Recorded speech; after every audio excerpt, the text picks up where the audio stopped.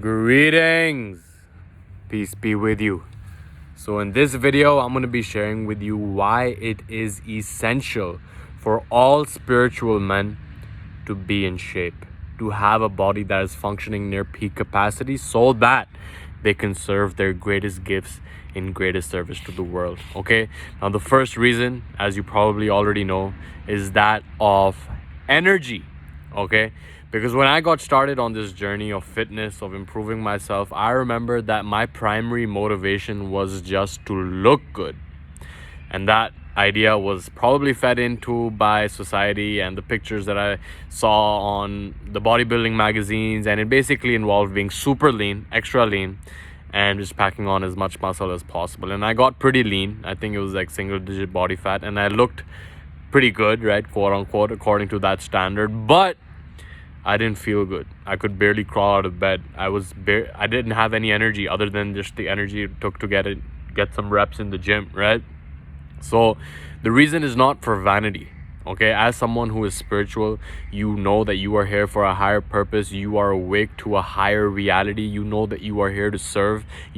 Chances are, if you're watching this video right now, you are someone that is known as the light worker, that is here to shine their light into the world and wake people up to their own power so that we can create that positive, virtuous cycle whereby everyone is waking up. We're going through that right now, and chances are, if you're watching this video, then you have a role to play in that great awakening as well.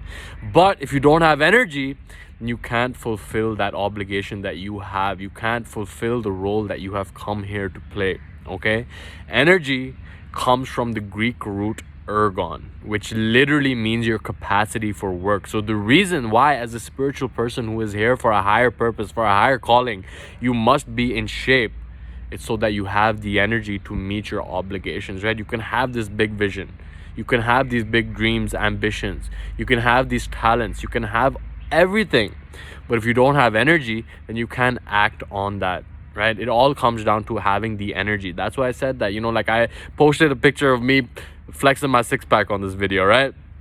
But it's not about that. It's about that being a byproduct of you being relatively lean, of relatively having enough muscle that allows you to produce optimal amounts of energy so that you can go and show up as your most capable self for everyone that needs you the most, right?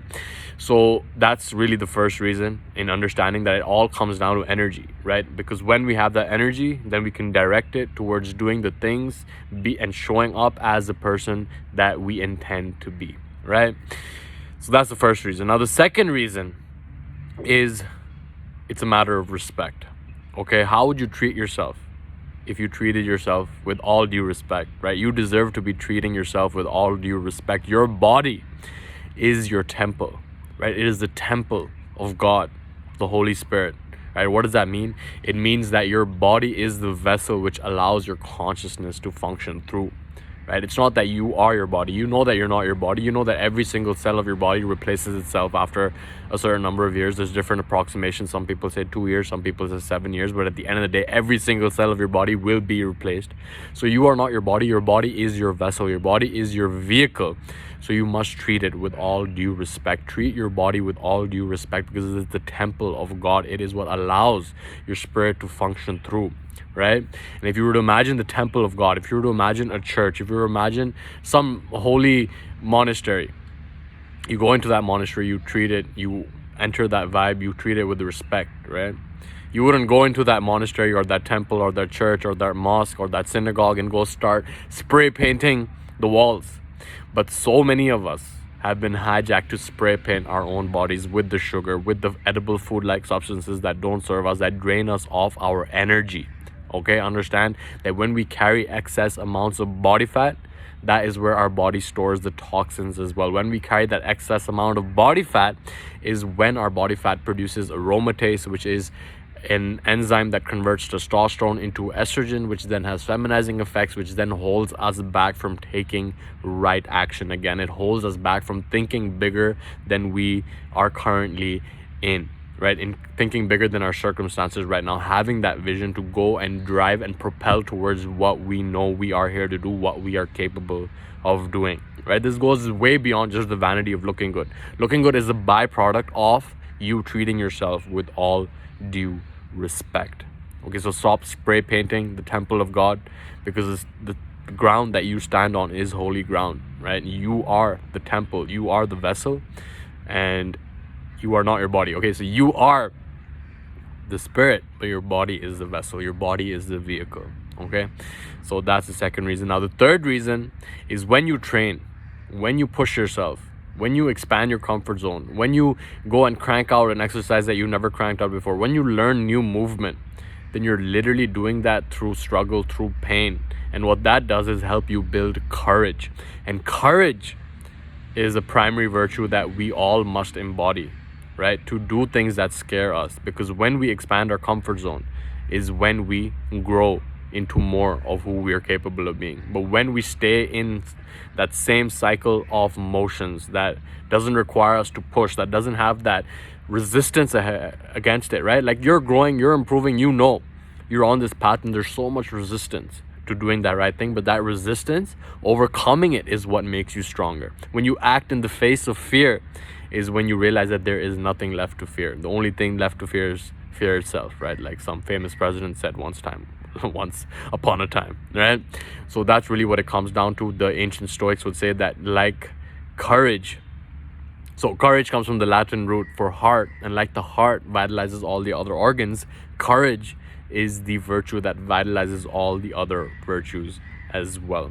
Okay, and as a side note, we think that we need to be more confident, but the source of confidence is actually courage. Okay, because courage allows us to build competence, right?